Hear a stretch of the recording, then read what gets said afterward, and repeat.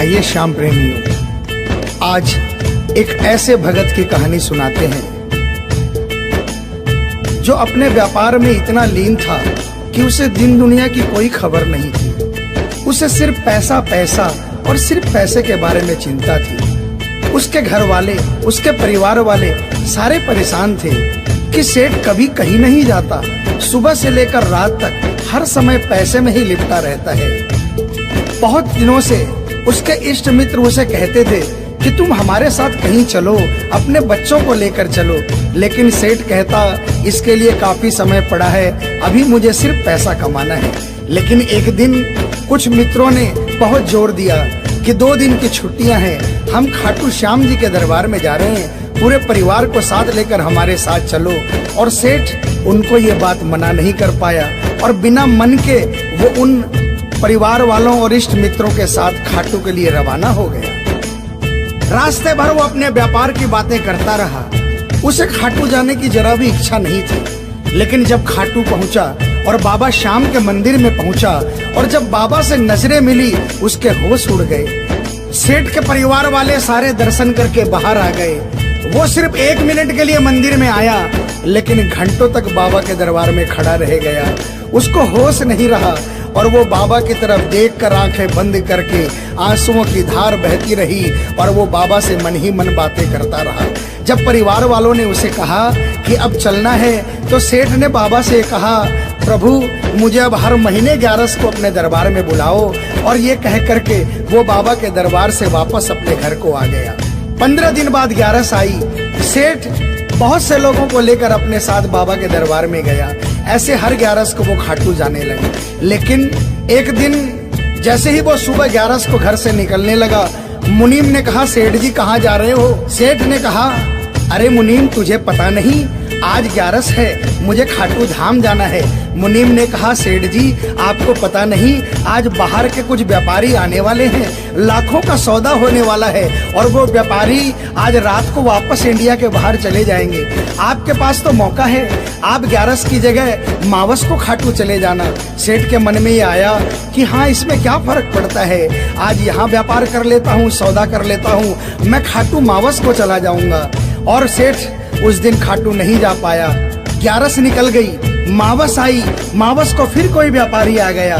उसके बाद फिर पूर्णिमा आई, फिर कोई व्यापारी आ गया और इसी तरह सेठ व्यापार में फिर उलझ गया। एक दिन रात को सेठ सोया तो उसके नींदों में उसे ऐसा आभास हुआ कि उसे कोई आवाज आ रही है और उसने बड़े ध्यान से सुना। उसे लगा खाटू वाले श्याम बाबा उसे कह रहे हैं, वाह रे सेठ, मैंने तो सोचा था कि मेरे दरबार में कोई बहुत बड़ा भूला भटका भगत आया है, लेकिन मुझे क्या पता था कि कोई भगत नहीं, एक सौदागर आया है और मुझसे सौदा करके चला गया। आज तू अपने घर में, अपने व्यापार में खूब खुश है, तू वहीं पर खुश रहे। और ऐसा कहकर वो आवाज बंद हो गई। सेठ की आंखें खुली, उसके मन में ग्लानि हो गई। उसने सोचा कि मैं आज ही खाटू धाम जाऊंगा और वो जैसे ही खाटू के लिए निकला, रास्ते में एक्सीडेंट हो गया। सेठ की दोनों टांगे रह गई। अब सेठ अपने पैरों पर खड़ा नहीं हो पाया और उसके मन की मन में ही रह गई। सेठ बहुत तड़पता रहा। एक दिन सेठ अपने घर के दरवाजे पर बैठा, आंसू बहा रहा कि मेरा बुलावा क्यों नहीं आ रहा, मैंने इतनी बड़ी गलती करी, मुझे बाबा के दरबार से इतनी दूरी क्यों हो गई। इतने में उसके घर के सामने से एक डाकिया निकला। सेठ ने डाकिया को आवाज लगाई और कहा, ए डाकिया, तुम तो कलकत्ता, दिल्ली, बम्बई भक्तों का संदेशा लेकर जाते हो, लोगों के चिट्ठियां पहुंचाते हो।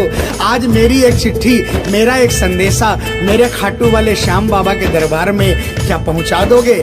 डाकिया ने कहा, सेठ मैं तो आजकल खाली रहता हूँ, जब से इंटरनेट का जमाना आया है लोग ईमेल पर ही चैटिंग कर लेते हैं, बताओ तुम्हारा क्या संदेशा है और कहाँ पहुँचाना है। और ऐसे डाकिया ने सेठ से कहा और सेठ ने डाकिया से कहा।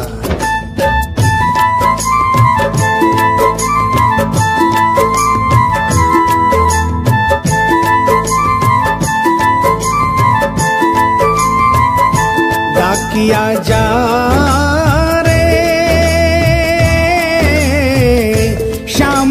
संदेशो दीजे, शाम न जाए तो कह दीजे, भगत थार दर्शन न तरसे। डाकिया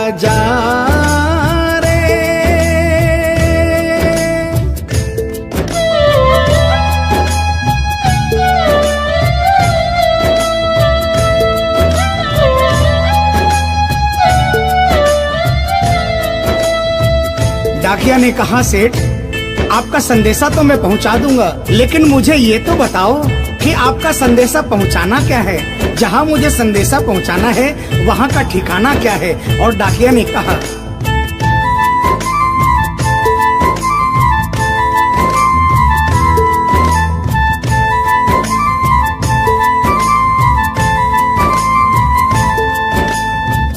कौन से गांव थारो शाम बस्यो है, इतनो माने बता दे सेवक रे।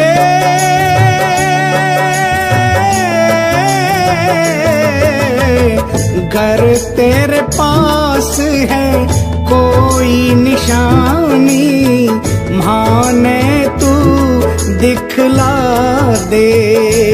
कैया जानूंगा पहचान, मैं हूँ छोरो अनजान।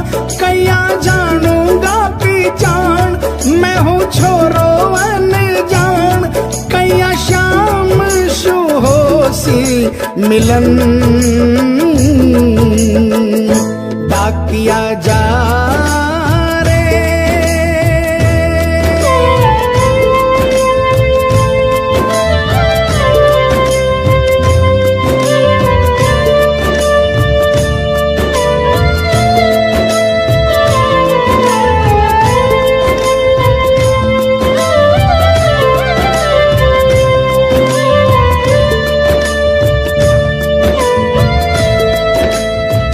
सेठ ने कहा, डाकिया मैं तुझे जिस जगह का ठिकाना बता रहा हूँ वहाँ ऐसा दरबार है जहाँ जो एक बार जाता है वो वहीं का हो जाता है। उस दरबार की खासियत है जो वहाँ पर पहली बार जाता है उसके काम बन जाते हैं। सुन वहाँ का ठिकाना क्या है।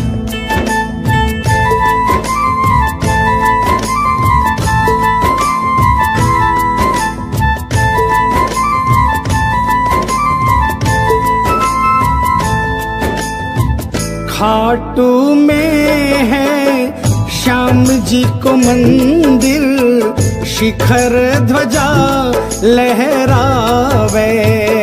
डाकिया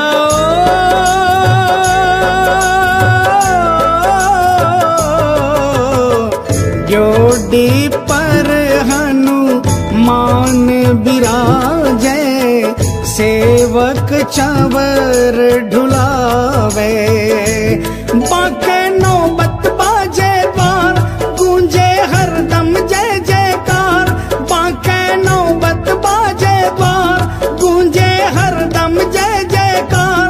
सज धज बैठो है श्याम सजन, डाकिया जा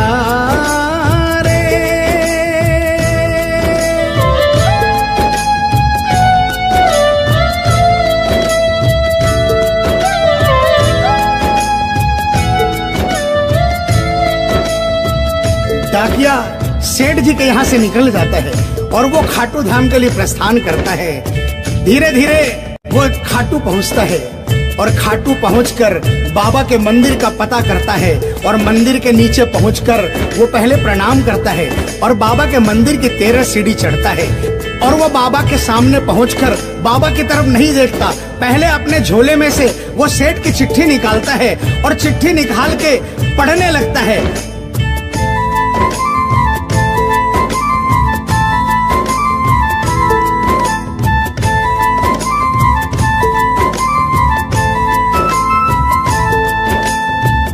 पहुँच गयो दरबार श्याम के, बोलन लाग्यो संदेशो। बाबा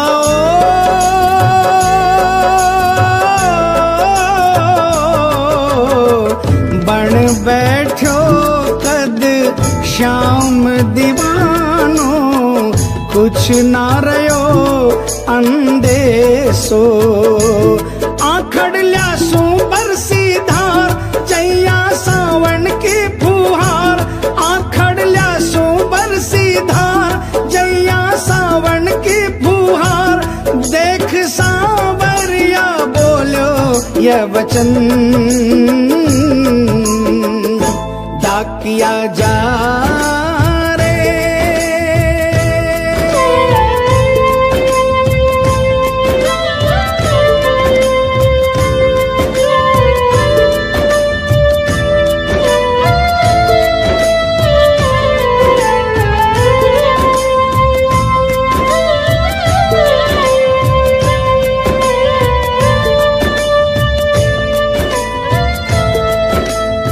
जो ही डाकिया ने सांवरे सेठ की तरफ देखा, उसके होश उड़ गए, उसकी आंखें बंद हो गई, आंखों से आंसुओं की अविरल धारा बहने लगी। उसको ऐसा महसूस हुआ सपने में जैसे कि कोई श्याम प्रभु सिंहासन से उतर कर आ गए। उससे अपने गले से लगा लिया और डाकिये से कहा, कैसे हो डाकिया? डाकिया प्रभु के चरणों में गिर गया, कहा, प्रभु आज मैं धन्य हो गया, इतने वर्षों तक आपके दरबार नहीं पहुंचा, आज सेठ जी के कारण मैं आपके दरबार में पहुंच गया। अब मुझ पर इतनी कृपा कर दो, मुझे अपनी शरण में रख लो। लेकिन बाबा ने कहा, नहीं बेटा, मैं तुझे अपनी शरण में रखूंगा, लेकिन अभी तुझे मेरा एक छोटा सा काम करना है। जिस सेठ ने तुझे ये संदेशा देकर भेजा है, अगर उसके पास मेरा जवाब नहीं गया तो वहाँ जीते जी मर जाएगा। तू मेरा एक छोटा सा काम कर दे, वापसी संदेशा तू उस सेठ को जाकर दे दे। और बाबा ने कहा,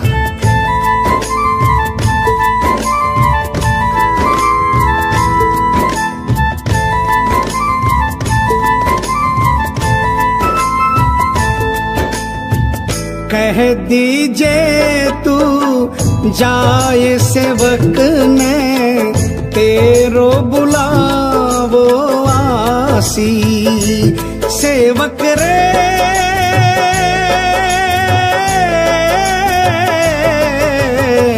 सबकी आस पुराऊं तो तू कैया रह पासी।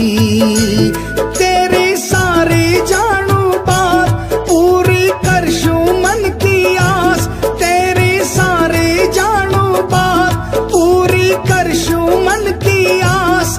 पर बढ़ा मेरे कानी कदम डाकिया जा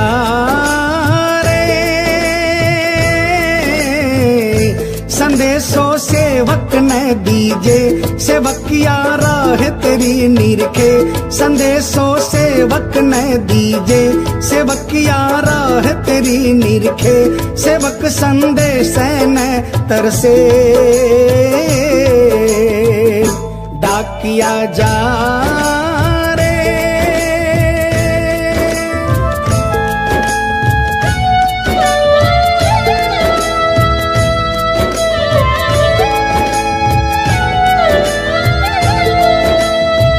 डाकिया श्याम प्रभु के चरणों में प्रणाम करके वापस निकलता है और वो आधी रात को ही सेठ के शहर में आ जाता है।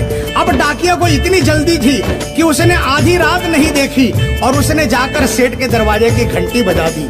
उस दिन सेठ के घर में कोई नहीं था, सेठ अकेला अपने बिस्तर पर पड़ा था। जैसे ही घंटी की आवाज आई उसको लगा कि बाबा का संदेशा आ गया, लेकिन सेठ मजबूर था, वो उठना चाहा लेकिन उठ नहीं पा रहा था। लेकिन अचानक उसने जोरदार जयकार लगाई, हारे के सहारे की। और जैसे ही आवाज आई सेठ के घर में करिश्मा हो गया। सेठ अपने पांव पर खड़ा हो गया, दौड़ कर गया और उसने जाकर दरवाजा खोला। सामने देखा डाकिया खड़ा है। सेठ डाकिया के चरणों में गिर गया और कहने लगा, डाकिया जल्दी बताओ मेरे बाबा ने क्या संदेशा भिजवाया है। और डाकिया ने चिट्ठी निकाली और बाबा के भगत की चिट्ठी का संदेशा निकालकर सेठ के हाथों में थमा दिया। सेठ ने जैसे ही चिट्ठी देखी वो झूम झूम कर नाच नाच कर गाने लगा, आ, आ, आ,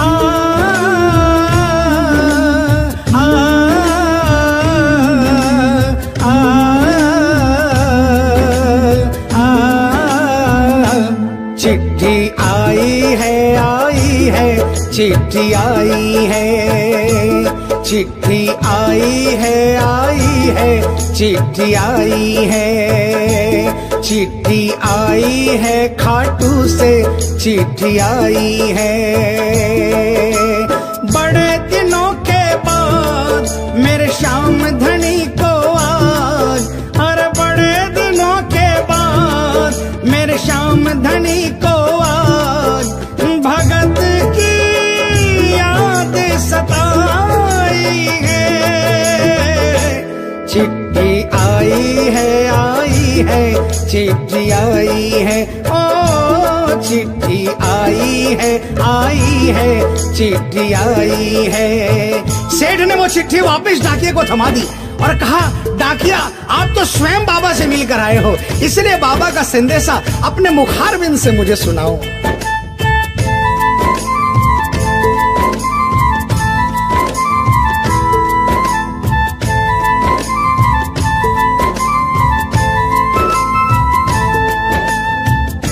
गुण संदेशो सांवरिये को मनड़ो घणो हरसायो। बाबा